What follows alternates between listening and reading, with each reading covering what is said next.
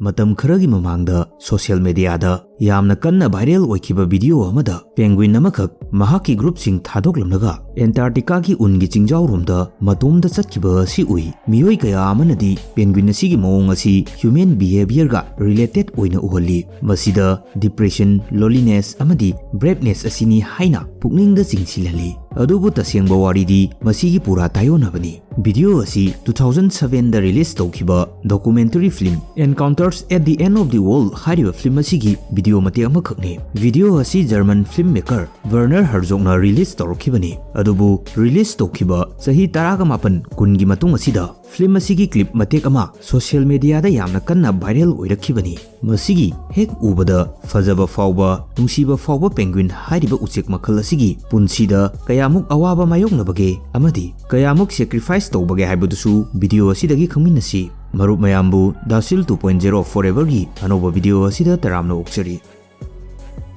2007 gi matamda German filmmaker Werner Herzog na namkhiba documentary film amadagi penguin gi video mate amakhak sahi 18 gi matungda social media platform kayada yamna kanna viral oirakhibata natana wahang kaya amasu hangnakhi video clip asida Adelie penguin amakak mahaki colony singbu thadoklamnaga samudra gi maikaida chattadana Antarctica gi ungi chingjau romda matomda chatkhiba si uri South Pole asi penguin singi oinadi source of food and life oiribani adubu masigi Adelie penguin asidi pumnamak thadoklamnaga asibagi lambida chatkhi penguin asina chatliba lambi asidadi chana thaknaba ama fawba leiramgadaba mafam nate aduga mafam asidadi hingbagi chance su aduki matik nemli adubu Adelie penguin asina karigi masi tawribano haiba asi khangnanaba penguin singi nature amadi lifestyle asi hana khangba mathau tai Antarctica hairiba mafam asi Prithivigi khwaidagi mi tadaba mi leiba ngamdaba mafam singi manungda top oiribani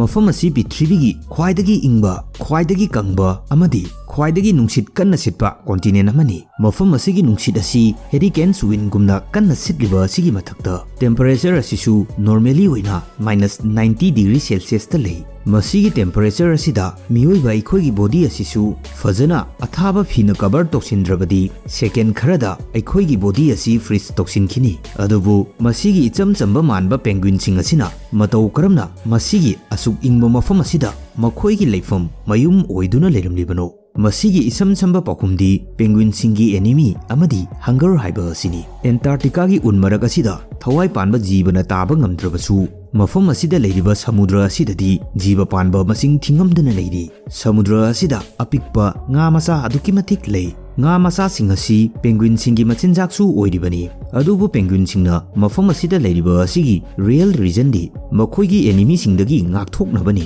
maramdi penguin singasi kanna chenba ngamde aduga paibasu ngamde maram asina makhoina atopa mafamda leiramba taragadi makhoibu predator singna yamna laina chathok pikhini natragana makhoigi marum sing adu chathokhibasu yai adubu laibak fabadi penguin singasina leiriba Antarctica gi aingba mafam asidadi atopa jiba panba amata leiba ngamlamdaba asini nature na su penguin singasi masigi aingba mafam asidagi ngakthokjanaba makhoigi body gi skin manung asida fat ki athaba layer ma pibiri masibu blubber hairaga khangnei maram asina Antarctica gi aingba nungsit asi penguin singi body manung yoba ngamde amaromdadi Antarctica asi penguin singi nature na pibiba gift amagumbani adubu nature na piba gift sing asi kaidongnungda free oide penguin sing asi mafam asida leiraga enemy singdagi free oijarabasu sahi khudingi makhoi life amadi death ki achoba pallama lanthoklaga chatli Antarctica da leiriba penguin sing asi loinamak chap manade mafam asida common oina penguin makhal manga leiri khwaidagi lumba 4 feet wangba penguin group asi emperor penguin hairaga khangnei mathangdana helmet penguin natragana chin strap penguin asini penguin asigi khadang makhada black line ama chatli ahum suba penguin asina gentu penguin penguin asigi orange oiba machin aduga makoki white strip asida penguin asigi type asi khangnei masigi mathangdana macaroni penguin penguin asigi makokta stylish oiba matu howi aduga aroiba manga suba penguin makhala asina viral video aduda ukiba penguin aduni masigi penguin makhala asi Adelie penguin hairiga khangnei penguin asigi mitpanda chatliba white ring asina makhoigi type asi khangma ngami Prithivigi atai mafam singdadi karigumba winter season asi laklabadi mafam aduda chakta-duna leiramba sau cheksing adu mafam adu thadoklamlaga atopa asaba mafam singda migrate tongai adubu Antarctica asidadi pura opposite ni Antarctica da leiriba penguin sing asi chahi khudingi breeding townaba samudra asi thadoklamlaga atopa mafam singda migrate tongi maramdi samudragi mapan asidadi leopard seals killer whales kumba kaya ama lei makhoi sing asina penguin singi marum asi chathoi specially waina emperor penguin sing asi snowy mountain singda chatuna migrate tongai chahi khudingi May June swaida winter hek horopaga emperor penguin sing asi samudra da leiriba makhoigi machinjak sing asi thadoklamlaga penguin lak kaya ama punduna migrate toi makhoigi panthung famasi makhoigi breeding colony makhoi masa masa su poklakkiba mafam aduni adusu samudradagi 100 km muk lapa mafam dani masigi journey asi kayamuk difficult oibage hairagadi penguin sing asigi body energy asi pungloi loige tawribani makhoina lakpa lambi asida chana thaknanaba ama fawba leite aduga makhoigi panthung fam mafam adudasu chana thaknaba machinjak ama fawba fangloi emperor penguin sing asi breeding colony hek yobaga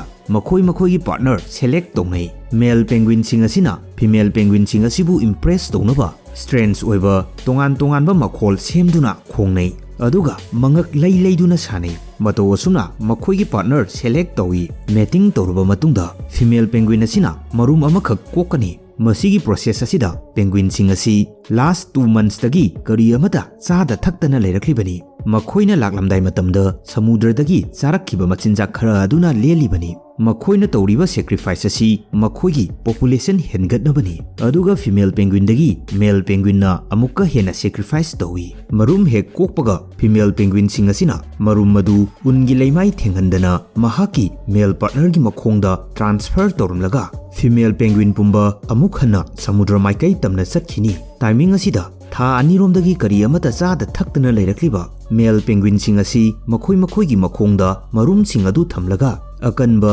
aingba nungsit marakasida makhoi masen pulap tasinduna lei male penguin sing asi kari amata chada thaktaba makhai next 2 months amaga amuk makhoigi marum sing adu leimaida takhidanaba aingba unmarak asida leplaga leigadoribani female penguin sing asina halakpa matamdadi male penguin sing asi tha mari rom kari amata charaktabadagi makhoigi weight asi tangkhai amarom hanthai marum sing asidagi penguin macha ondringeida female penguin sing asi amuk halaknei aduga karigumba female penguin halaktringeida masa onbana halagadi male penguin sing asina makhoigi chakhaudagi special milk othoknaga macha sing atuda pithai emperor male penguin sing asi world da best father ni su hairaga khangai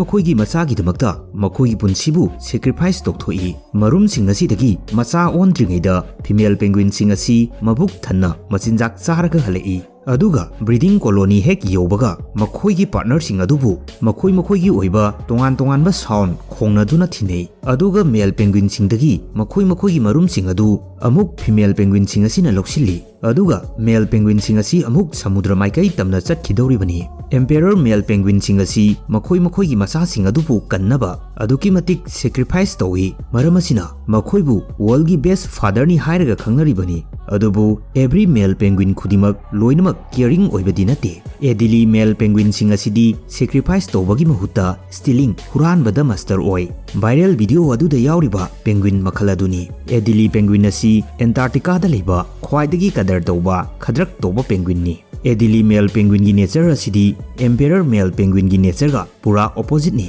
makhoigi yamna top mawong ama hairagadi makhoigi makon sabagi mawong asini Antarctica asidadi napi natragana straw leite maramasina Adelie penguin sing asina nung khunjinduna makhoigi makon chane makon khwaidagi phajana saba male penguin adu female penguin singna impress oinei maramasina male penguin sing asina makhoigi female penguin sing adubu impress townaba makon saba matamda hard work tobagi mahutta huralaga oina sane Adelie male penguin sing asi amana amadagi nung huranei kariguma matamda nung amakhak munabada numit chupa ama haukibasu yawi asigumba nature asina Adelie penguin sing asi social hyperactive oi adubu makhoigi system asi emperor penguin sing dagidi balance oiba heli Adelie penguin sing asidi kedunungda makhoigi male penguin sing asi matam kuina chada thaktadana lehanba yaude male amadi female penguin animak matam khaidoknaraga makhoi marum adu senei amana machinjak chaba chatlingai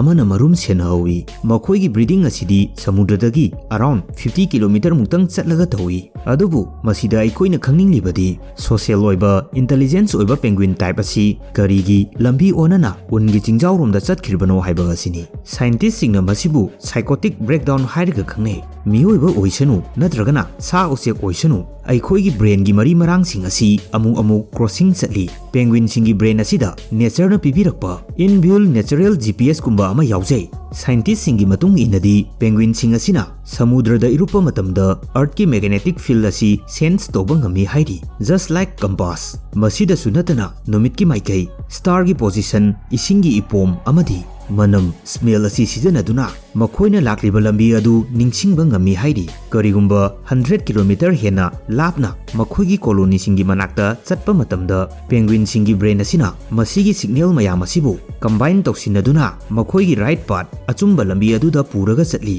aduga karigumba matamda su brain infection toba parasite stress natragana matam kuina sangna chada thaktabana makhoigi brain asi amuk glitch towi asigumba matamdadi penguin adu mahaki asengba lambi adu kokthokigani mahaki colony adu masak khanglakloi mahaki brain aduda aranba lambi ama fix toksin khrabani mataw asumna viral oikhiba penguin adudasu brain da glitch tobadagi mahaki asengba lambi adu kokthokraga aranba lambi aduda asengba lambi ni khanduna chatkhibani isam samna hairabada mental disorder ni haibani adubu video asibu uriba miyoi singnadi penguin asi depression maram oiraga awa nungai punamak thadoklamnaga asibagi lambida chatkhiba oina uri penguin asina chatkhiba lambi asidadi kilometer lising kaya ama ungi ngaktani lambi asida chana thaknaba kari amata su fangloi filmmaker amadi expert singi matung inadi penguin asi chada thaktabana masa sonthaduna ungi aingba marak asida soidana thawai manglamlagani hairi